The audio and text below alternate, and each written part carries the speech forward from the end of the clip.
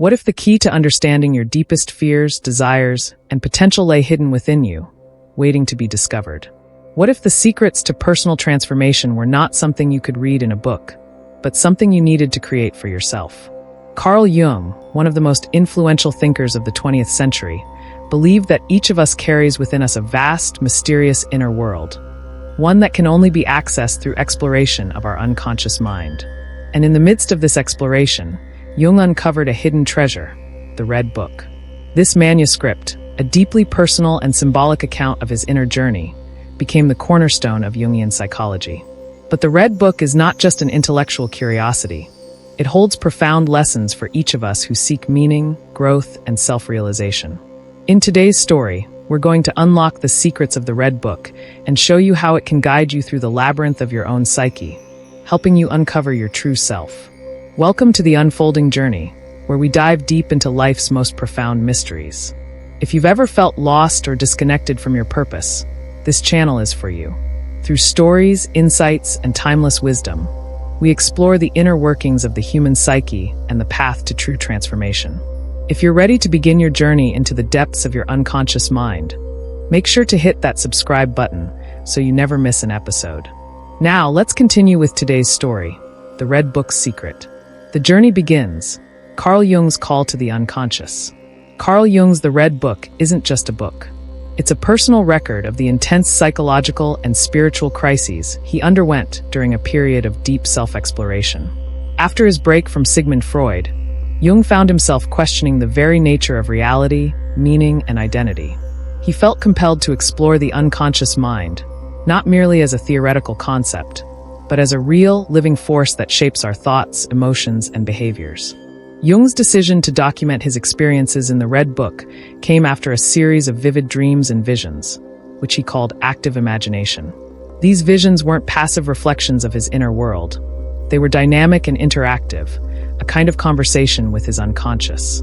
Through these encounters, Jung began to see that there was a deeper, hidden intelligence within him that could guide him towards self-discovery.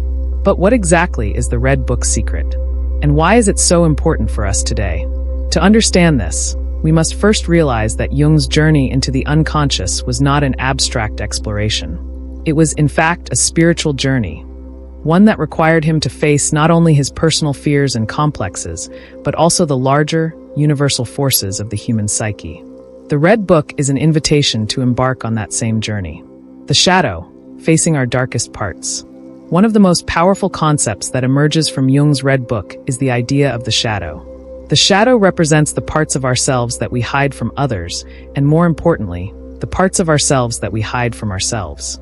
These are the aspects of our personality that we deny or repress, often because they don't fit into the image we want to present to the world.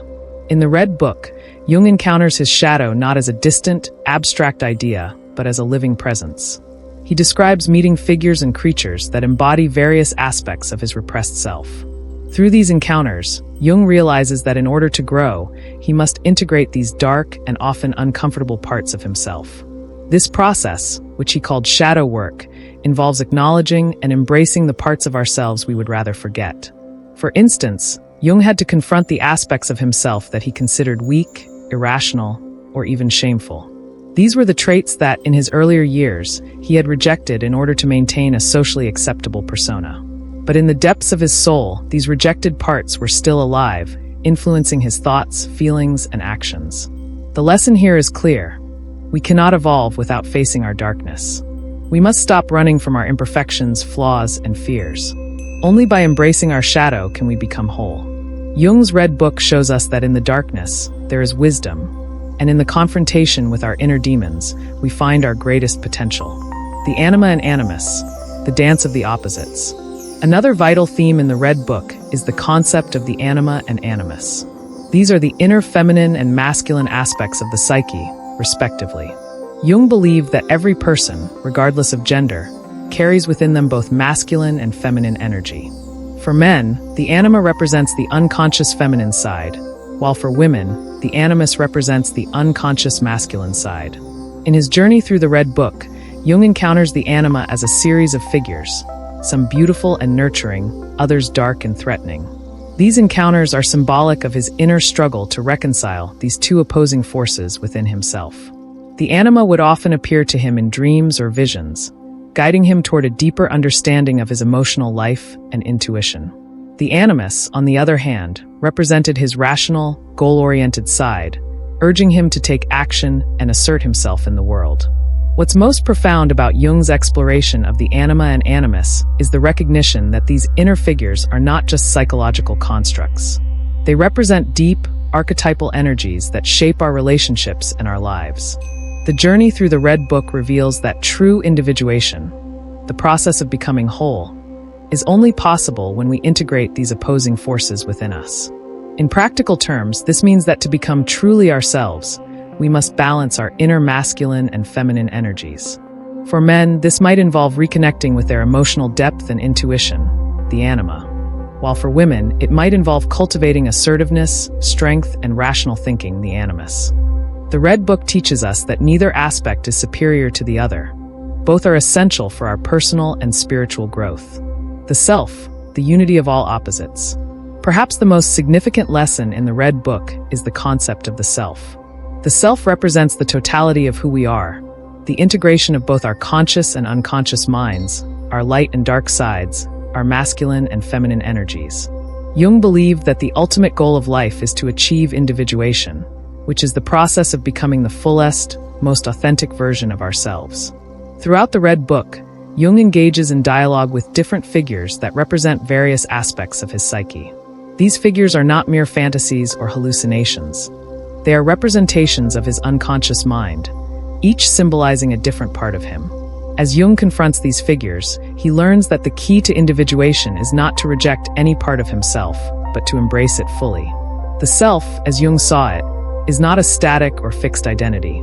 It is a dynamic, evolving process that requires constant self-reflection and growth.